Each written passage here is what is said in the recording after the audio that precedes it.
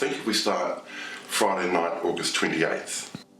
I was walking down to Newtown with my son, who was 3, saw a big touring bus go into Athletic Park and realised it was the Springboks.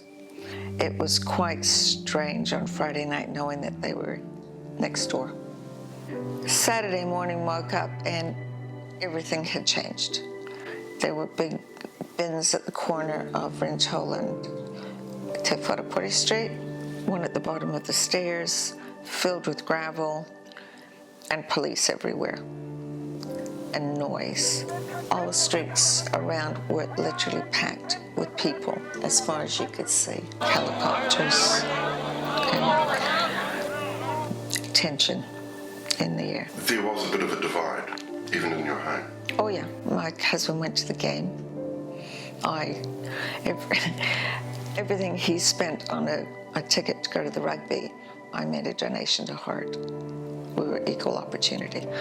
Some things you're never going to agree on, so they just have to be left for the sake of a relationship. But he did admit years later that it shouldn't have happened. Partway through the game,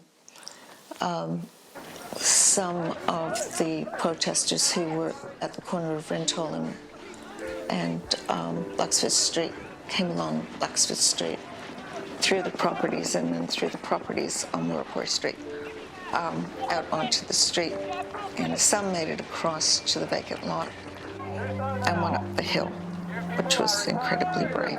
The people who didn't get up the hill were compressed into a very tight group and backed into the fence down the road. And I thought to myself, there's nowhere for them to go. There was no reason I could see for pushing them into the fence. I could only assume that they were police photographers. They were dressed in yellow. The protesters then were pushed along the street to Rintoul Street and then back south on Rintoul to line up, to get back with the protesters who were there. And I do understand that they were pretty harshly treated physically. That's on film. They literally ran the gauntlet of being pushed back. You had a close encounter with one of the protesters. Yeah.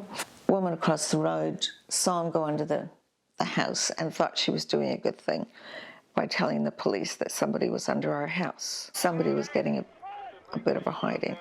I went outside. It was the first time I've ever sworn at a policeman and just told them to go, get off my property. The whole neighborhood had just been turned upside down.